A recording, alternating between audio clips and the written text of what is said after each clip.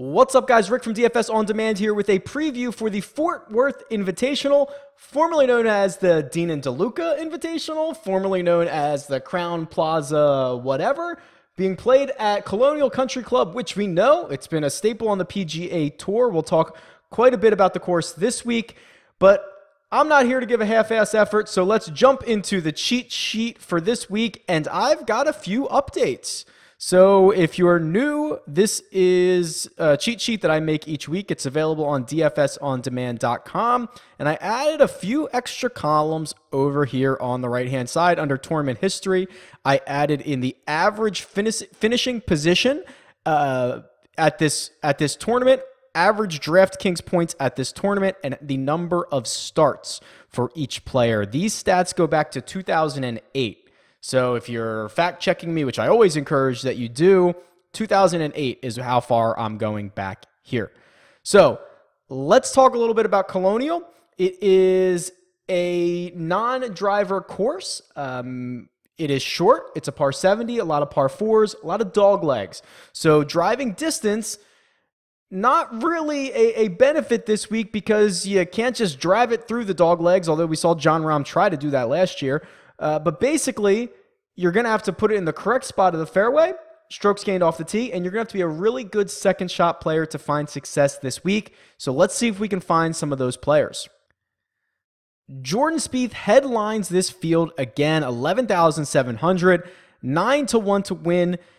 This is a much stronger field than we saw last week at the Byron Nelson, but I'm still a big Jordan Spieth believer. Why give up now? The guy, you know, if you just look at his recent form, right? Third, 41st at the Players, and a 21st last week. Pat Mayo made a great point. If you remove the name, we'd say he's in great form. You can't discount the course history. Second place, first place, and second place in the last 3 years. Tacked on a 14th in 2014. Leads the field in average DraftKings points per start at Colonial, so really hard to overlook. I don't know what his ownership's going to be this week. I think it's really interesting because really the only narrative around Jordan Spieth right now is how terrible he's been, right? Despite the results, it's like, oh, he can't putt anymore. He literally forgot how to putt.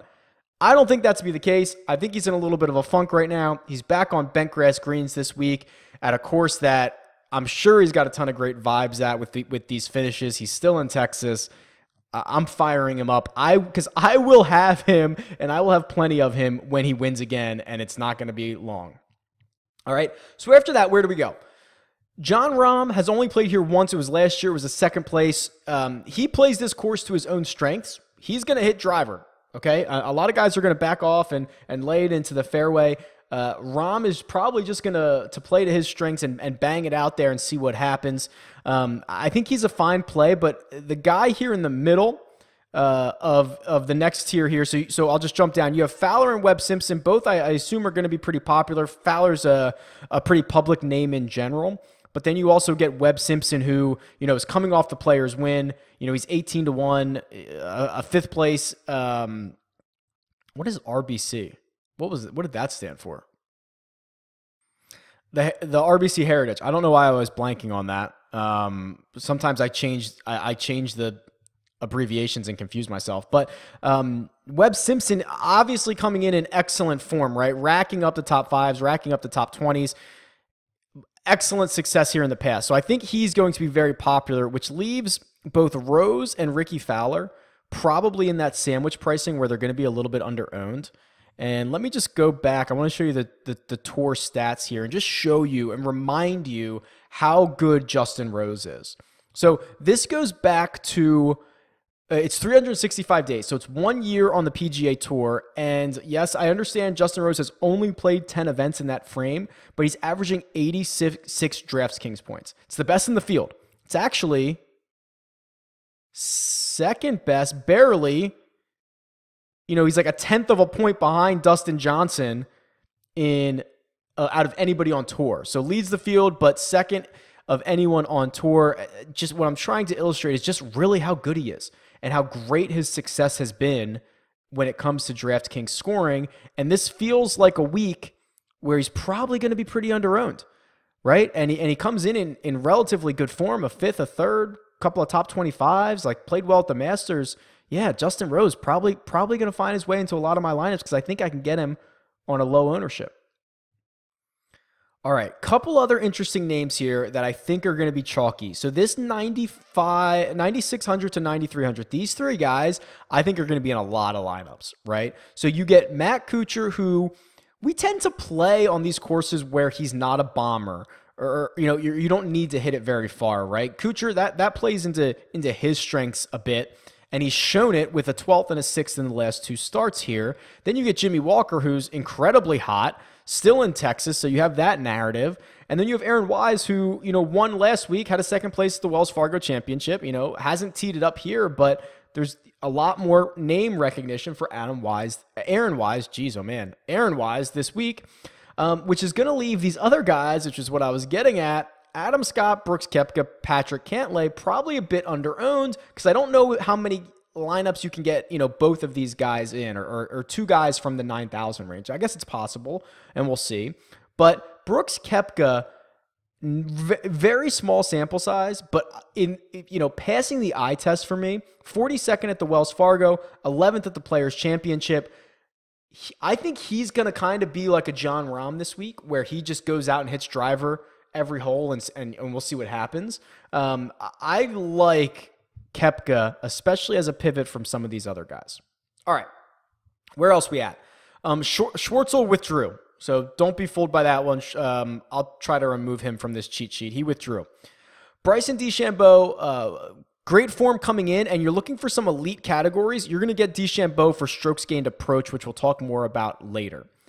Where else do we want to go? A lot of second shot players in the $8,500 range. Duffner, Griot, and Zack Johnson. Zack Johnson is a past winner here, averaging 81 DraftKings points in his 9 starts, so he's going to be popular.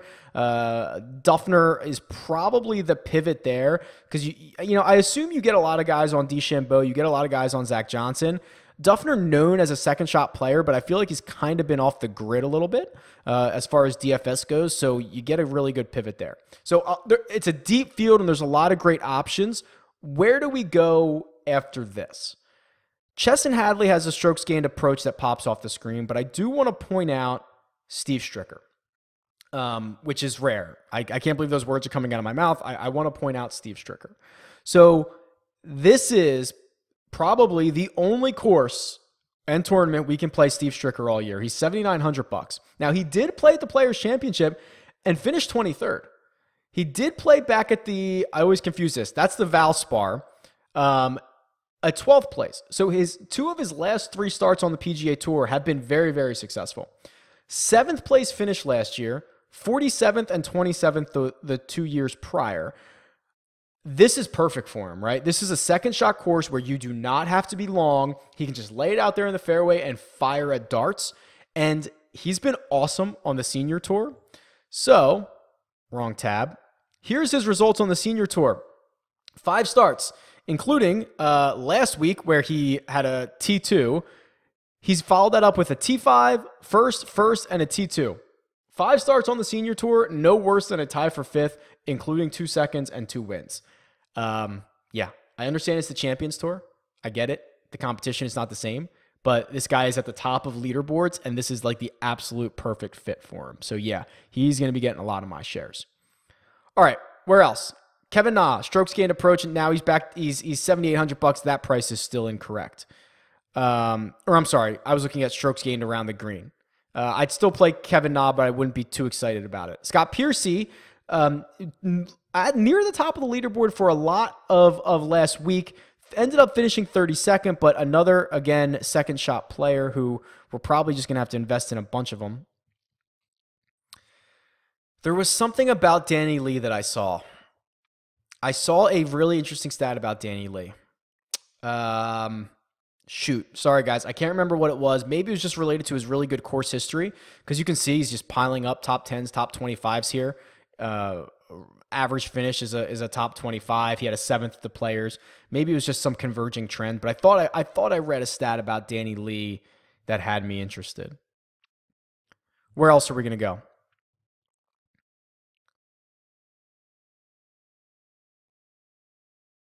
Where's the value down here? There's a couple guys. Streelman would probably be okay again, right? I'm trying to find any just elite numbers here. Sean O'Hair. So Sean O'Hair finished second here last year. He had a really good run up until the Wells Fargo. So he kind of gets he makes the cut, but kind of gets his butt kicked at the Wells Fargo, then misses the cut at the Players. Those are two tough tracks, right? Like, I'm almost willing to cut him a pass there when he was playing well coming in. He's had success here in the past. He's teed it up 9 times, including a second last year. I think you could do probably worse than Sean O'Hair at 7,100. Trying to get used to my new cheat sheet here, so bear with me as I do this. I'm trying to keep an eye on every single thing as we go around. Okay, that's probably it for those guys. I guess if you were really freaky and wanted to play Wes Bryan, this would be the only opportunity because it's a less than driver course, and he's one of the shortest guys on tour. But let's flip over to those tour stats real quick because there are some interesting correlations. So if you're new to this, I look at the last 8 years of the PGA Tour stats, last 8 years of course history. We have a great course history with Colonial. This tournament's been played here every year for my entire sample. And we run a regression model and see what stats correlate. And there were some interesting ones. So we get par 4 scoring, which is no surprise because it's a par 70. We get birdie or better because no surprise it's DraftKings scoring. Then we get bogey avoidance. This course, a little bit dependent on weather, but can play very difficult. If the winds get up and kicking, it can be a tough track. If not, if it lays down, you're going to need to make a lot more birdies. As of right now, it looks like it's going to be low to mid 90s. Wind looks pretty tame, 10 miles an hour every day. Obviously, Texas, that can change pretty quickly, but this course can play difficult.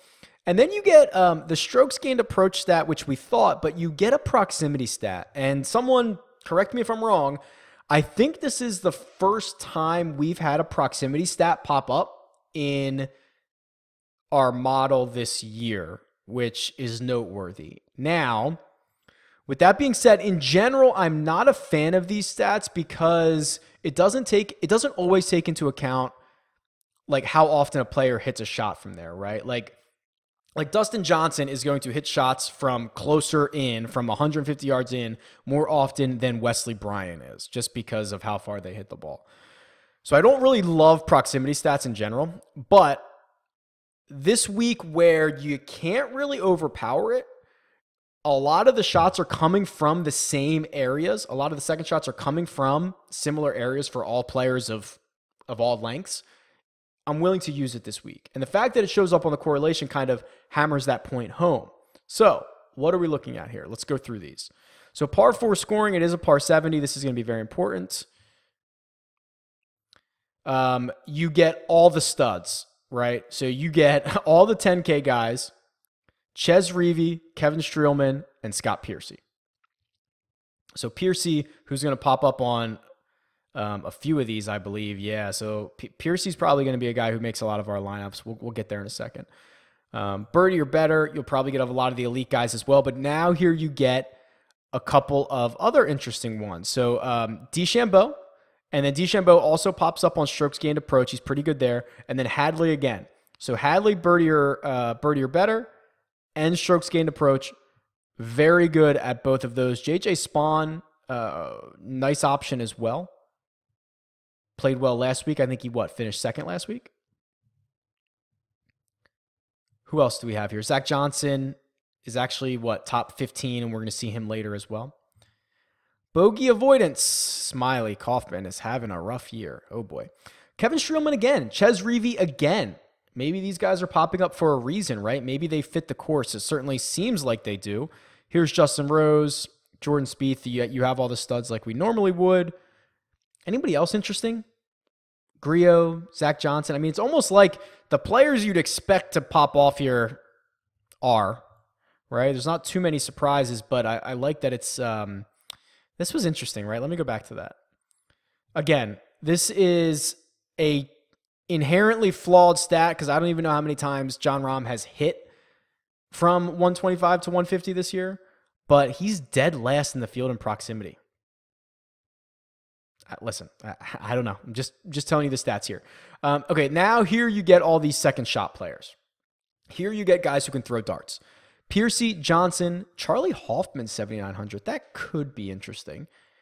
Spieth again. I'll load up on him. Anybody else? Fowler's on here, Pat Perez, Wee Kim. But Wee Kim's kind of noisy because outside of this one stat, pretty crappy in all the other ones, right? Over par on par fours, doesn't make enough birdies, makes too many bogeys, and he's losing strokes approach. But in this one stat, which again, take it for what it's worth, he pops off.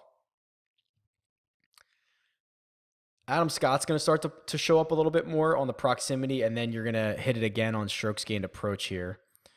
Yeah, so here you go. Here you start to get... I used to play Stuart Sink a lot more, especially on second shot courses. He's in here as well. So if you're going off the stats, looks like Reevy, Griot, Scott, D Shambo, Spawn, Spieth, Piercy, Hadley, anybody over 10K... Those guys seem to be popping up quite a bit. So fill in your lineups accordingly. And then we'll go back and we'll finish this up with just looking at the odds. And man, Smiley. Man, sorry, buddy. All right, let's look at some of these odds here. Pretty good, pretty good, pretty good. Webb Simpson is $200 cheaper than Ricky Fowler, and he's slightly better to win, but that might just be a little bit of recency bias and the public money moving that. Let's see who else here. 33 to 1, 35 to 1. Kisner to defend his title. And Kisner's been a hell of a course horse here. 8,100 at 45 to 1. That's pretty good because you look at Griot, who's more expensive and has worse odds to win. That's not good.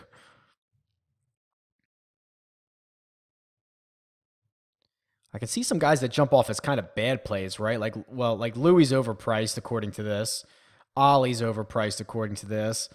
Even Charlie Hoffman's overpriced according to Vegas. But not too many the other way, right? Not a ton of great values, but a handful of overpriced players. All right, so there you go. Unique course. What are you gonna do this week? Are we okay? Let's do this one. Are we like what's our opinion on Spieth? Right? Like, are we just giving up on him? Do we have to see him win first? I think I'm in camp. I'll be on him when he wins, right? So I'll just continue to ride it. Hope he figures out the putter. But like, what are we doing? Does it depend on the field? Is this field too deep to play Jordan Spieth when there's other options? Let me know. Tweet me. It's at DFS On Demand or leave a comment below. Talk to you guys soon. See ya.